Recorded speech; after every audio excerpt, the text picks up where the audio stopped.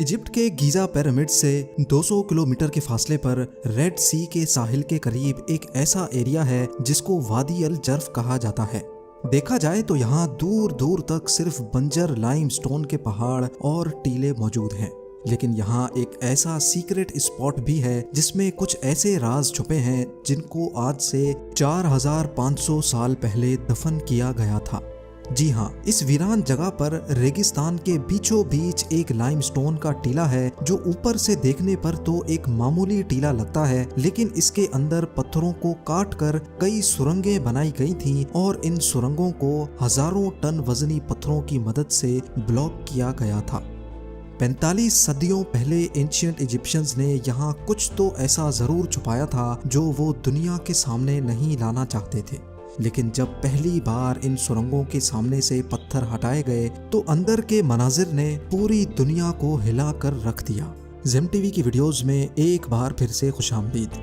नाजरीन, इजिप्ट के आलीशान पिरामिड्स और यहाँ की जमीन का चप्पा चप्पा दिलकश मिस्ट्री से भरा हुआ है। वैसे तो पूरे इजिप्ट में अभी तक 118 पिरामिड्स ढूंढे जा चुके हैं, लेकिन खदशा है कि कई पिरामिड्स इजिप्ट और अफ्रीकन रेगिस्तान में रेत के टीलों के नीचे अभी तक छुपे हुए हैं।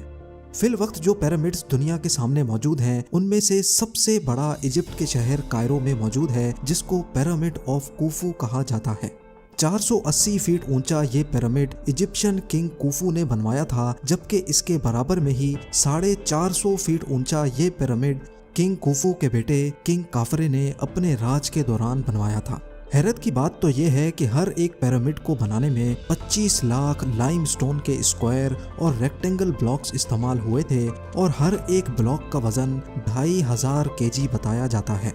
ये इतना ही वजन है जितना 2 हैचबैक गाड़ियों का वजन बनता है। इतना ज्यादा वजन 480 फीट की ऊंचाई तक लेके जाना और हर एक ब्लॉक को परफेक्ट एंगल पे रखना एक ऐसा टास्क है जिसको आज के दौर में मशीनरी की मदद से ही परफॉर्म करने में कई साल लग सकते हैं। तो सोचें ये काम 45 सदियों पहले बगैर मशीनरी के कैसे किया गया होगा। ये एक ऐसी मिस्ट्री है जिसने पिछले कई सौ सालों से दुनिया को हैरानी में मुब्तला कर रखा है। जिस जगह ये पिरामिड्स बने हैं, ये जगह किसी दौर में एंशिएंट इजिप्शियंस का फलता फूलता शहर हुआ करता था, लेकिन फिर अननोन रीजंस की वजह से ये पूरा एरिया कई फीट रेत के अंदर धंस गया। ईयर 1798 में जब French military leader Napoleon Egypt पर कब्जा करने के लिए आया, तब पिरामिड्स और ये स्फिंक्स आधे से भी ज्यादा रेत के अंदर धंसे हुए थे। अगले 100 सालों तक यहाँ से रेत हटाने के लिए एक्सकवेशन का काम चलता रहा और 1980s में पहली बार यहाँ एक मेजर डिस्कवरी हुई। पिरामिड ऑफ काफरे के बराबर से उन वर्कर्स के ढांचे मिले जिन्होंने कुफू के बेटे काफरे का पिरामिड बनाया था। कई स्केलेटन्स का मुआयना करने के बाद मालूम पड़ा कि ये लोग स्लेव्स नहीं थे, क्योंकि इनको अच्छा खाना खिलाया जाता था और इनकी मरहम पट्टी भी की जाती थी। इन वर्कर्स को अपने किंग का पिरामिड बनाने के बदले में एजाज के तौर पे पिरामिड के बराबर में ही दफन किया गया था। बदकिस्मती से किंग कुफू के मरने के बाद ये जगह कई सालों तक लुटेरों के रहमो करम पर थी। इसी वजह से ना ही यहाँ से कोई पपायरस यानी रिटन डॉक्यूमेंट मिला और ना ही कोई ऐसा सबूत मिला जिससे ये पता लगाया जा सके कि ये पिरामिड्स कब और कैसे बनाए गए थे। यहाँ तक के दूसरे इजिप्शियन किंग्स के कई स्टैचूज या उनकी ममी भी मिल चुकी हैं, लेकिन वक्त की तबाही ने किंग कुफू का ना ही कोई साबित स्टैचू छोड़ा और ना ही लुटेरों ने इनकी ममी को। सिर्फ किंग कुफू का एक उंगली की साइज जितना ये स्टैचू मिला था, जिसको कायरो म्यूजियम में रखा गया है। इजिप्शियन किंग कुफू और उनकी लाइफ के बारे में मजीद जानने के लिए जरूरी था कि गीजा से बाहर निकलकर इन्वेस्टिगेशन की जाए। पिरामिड साइट से 200 किलोमीटर के फासले पर रेड सी के साहिल पे आर्कियोलॉजिस्ट को एक पुराना सी पोर्ट मिला, जिस पर शक था कि ये किंग कुफू के दौर में इस्तेमाल किया जाता था। समंदर के पास से मिलने वाला ये टूटा फूटा स्ट्रक्चर इतना बड़ा था कि इसमें आराम से कई सौ लोग रहकर काम कर सकते थे। जब इस एरिया में मजीद सर्चिंग की गई तो यहाँ समंदर के अंदर से बोट एंकर्स भी दरियाफ्त हुए। उस दौर में पत्थरों से बने एंकर्स इस्तेमाल किए जाते थे, जिनमें रस्सियां बांधकर बड़ी बड़ी बोट्स को पार्क किया जाता था। सुराखशुदा स्टोन एंकर्स यहाँ भारी मिकदार में पाए गए, जिससे ये बात साबित होती है कि ये 4500 साल पहले एंशिएंट इजिप्शियंस का सी पोर्ट हुआ करता था।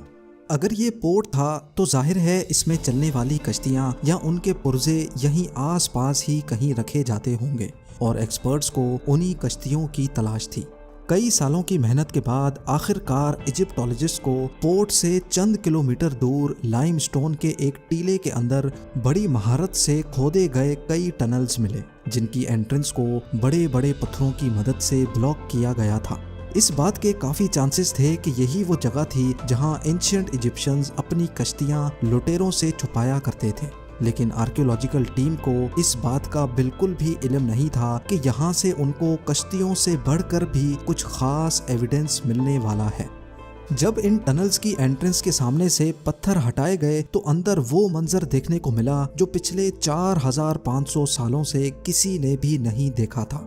काफी बड़े और खुशादा स्टोरूम नुमा टनल्स में से कोई साबित बोट तो नहीं मिली, लेकिन बोट्स के कई पुर्जे जरूर मिले। इन पुर्जों के अलावा यहाँ कई पत्थरों पर किंग कुफू का नाम भी लिखा हुआ पाया गया। फ्रेंच इजिप्टोलॉजिस्ट पियर्व टले इस नाम से अच्छी तरह वाकिफ थे, क्योंकि उन्होंने कई हायरोग्लिफिक्स पे ये नाम पहले भी देख रखा था। इस पर जो लिखा था उसका मतलब है, हमारा खुदा कुफू हमारी हिफाजत करे। एंशिएंट इजिप्शियंस अपने किंग को खुदा मानते थे और वो जहाँ भी काम करते थे वहाँ अपने खुदा यानी किंग का नाम ज़रूर लिखते थे। पत्थर पे लिखा ये नाम इस बात की निशानी थी कि ये एंशिएंट स्टोर रूम किंग कुफू के दौर में इस्तेमाल होता था। इस सीक्रेट स्टोर रूम पर जब मजीद तहकीक की गई तो हैरत अंगेज तौर पे यहाँ से बहुत खस्ता हालत में पपायरस भी मिला, जो एक भारी पत्थर के नीचे दबा हुआ था। पपायरस एक मोटे कागज की तरह होता है जिसको पपायरस के प्लांट से तैयार किया जाता था। उस दौर में सारी कागजी कार्रवाई इन पपायरस पे ही की जाती थी। इजिप्टोलॉजिस्ट और उनकी टीम जो यहाँ आई तो बोट्स तलाश करने थी, लेकिन अब उनको एक बहुत इम्पोर्टेंट डॉक्यूमेंट मिल चुका था। और आपको यहाँ ये बताना भी ज़रूरी है कि पूरी दुनिया से मिलने वाले पपायरस में से ये सबसे पुराना था। इस डॉक्यूमेंट में क्या कुछ लिखा था इसको समझने के लिए ज़रूरी है कि पहले इसको रीस्टोर करवाया जाए। पूरे 6 सालों की मेहनत के बाद जब इसको रीस्टोर करवाया गया तो किंग कुफू के दौर की कुछ झलकियां नजर आने लगी। इस पपायरस को लिखने वाला मिरर नामी एक सुपरवाइजर था जो किंग कुफू के लिए काम करता था। ये एक तरह की रिकॉर्ड बुक थी जिसमें सुपरवाइजर अपने 40 वर्कर्स के साथ जो भी काम करता था वो लिख लिया करता था। एंशिएंट इजिप्शियंस अपनी लैंग्वेज में ग्राफिक्स का इस्तेमाल करते थे, इसी वजह से उन ग्राफिक्स को देखकर समझना और फिर उसकी लॉजिक बनाना इजिप्टोलॉजिस्ट के लिए काफ़ी मुश्किल काम होता है। सबसे बड़ा सवाल जो परेशान कर रहा था वो ये था कि सुपरवाइजर अपने 40 वर्कर्स के साथ यहाँ कर क्या रहा था और वो किंग कुफू के लिए क्या काम करता था। कई सालों की मेहनत के बाद पपायरस से ये मालूम पड़ा कि मिरर नामी सुपरवाइजर कॉपर को बोट से अनलोड करके डोंकीज की मदद से उसको नाइल रिवर तक पहुंचाता था, जहां से दोबारा बोट्स पर लाद कर कॉपर को पिरामिड साइट तक पहुंचाया करता था। ये इंफॉर्मेशन जानकर इजिप्टोलॉजिस्ट को सारी कहानी समझ आने लगी। उस दौर में आयरन तो हुआ नहीं करता था, इसी वजह से मिरर और उसकी टीम बोट्स में बैठकर समंदर के उस पार साइनाई पेनिनसुला जाया करते थे। साइनाई में आज भी खासा कॉपर पाया जाता है और वहां से कॉपर को लोड करके वो वापस पोर्ट पे आते थे। कॉपर को वो डोंकीज पर लाद कर नाइल रिवर तक लेकर जाते थे, जहां से दोबारा उनको कश्तियों में लाद कर पिरामिड साइट तक डिलीवर कर दिया करते थे। इजिप्टोलॉजिस्ट्स का मानना है कि सिर्फ एक बारी में ही वो इतना ज्यादा कॉपर डिलीवर कर देते होंगे कि अगले 2 सालों तक दोबारा जरूरत नहीं पड़ती होगी, और तभी इन 2 सालों के लिए वो अपनी बोट्स को डिसअसेंबल करके वादी अल जर्फ के इस सीक्रेट स्टोर रूम में रख दिया करते थे। लेकिन सवाल ये है कि पिरामिड की कंस्ट्रक्शन में कॉपर कहाँ इस्तेमाल होता था, जबकि यहाँ तो सिर्फ लाइमस्टोन और ग्रेनाइट के पत्थर ही नजर आते हैं। असल में कॉपर की मदद से वो टूल्स बनाते थे जिनको लाइमस्टोन के ब्लॉक्स बनाने में इस्तेमाल किया जाता था।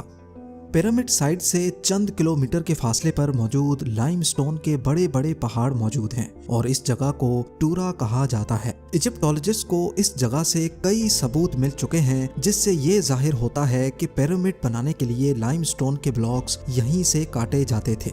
लेकिन आखिर कैसे 2.5 टन वजनी ब्लॉक्स को पहाड़ से अलग किया जाता था और वो भी परफेक्ट शेप में। ये जानने के लिए जरूरी था कि कॉपर टूल की मदद से खुद एक्सपेरिमेंट किया जाए। आर्कियोलॉजिस्ट की टीम ने लाइमस्टोन पर पहले एक ब्लॉक की शेप ड्रॉ करके अपना वर्क एरिया डिफाइन किया और फिर कॉपर टूल्स की मदद से उसको काटना शुरू किया।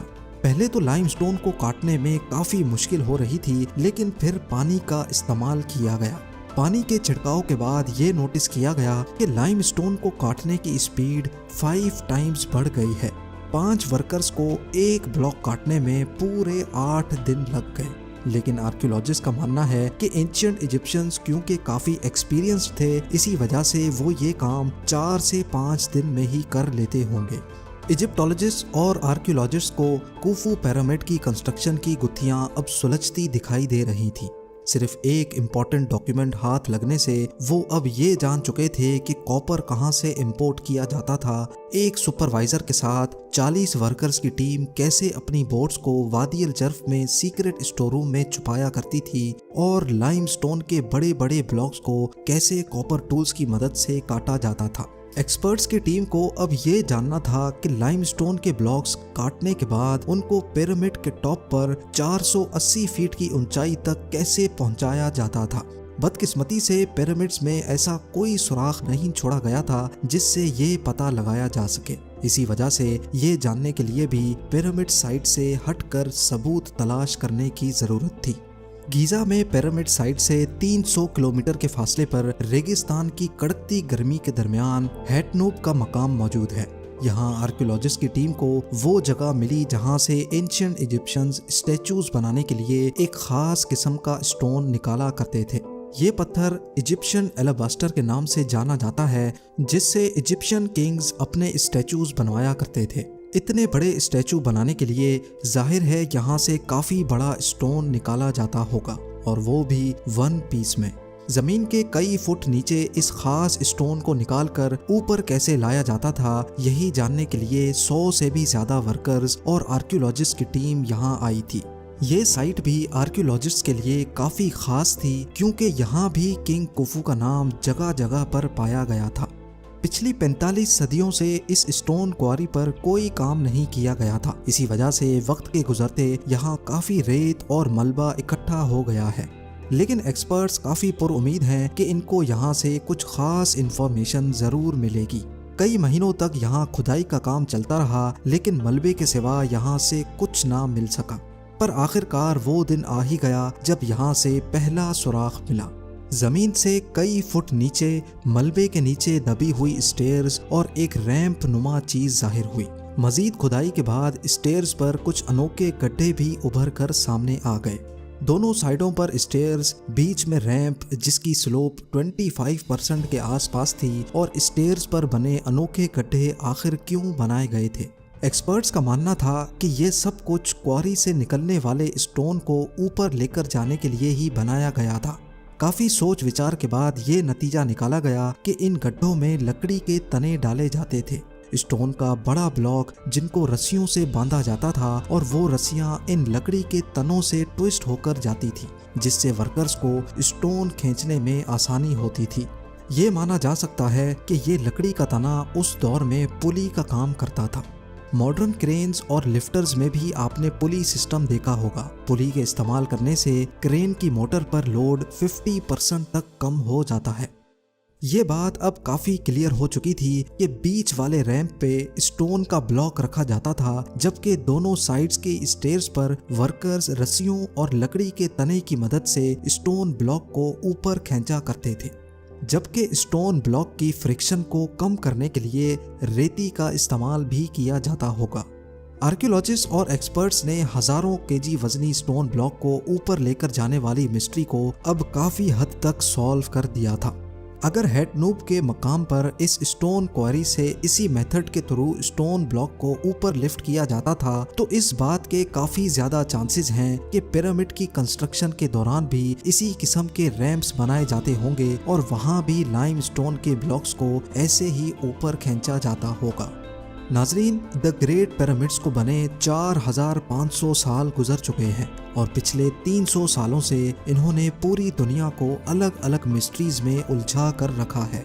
बेशक आर्कियोलॉजिस्ट और एक्सपर्ट्स इन पिरामिड्स के बारे में काफी कुछ जान चुके हैं, लेकिन आज भी पिरामिड्स की कंस्ट्रक्शन को दुनिया की सबसे बड़ी मिस्ट्री माना जाता है, जिसको सॉल्व करने के लिए रिसर्च अभी तक चल रही है। उम्मीद है जेम टीवी की ये वीडियो भी आप लोग भरपूर लाइक और शेयर करेंगे।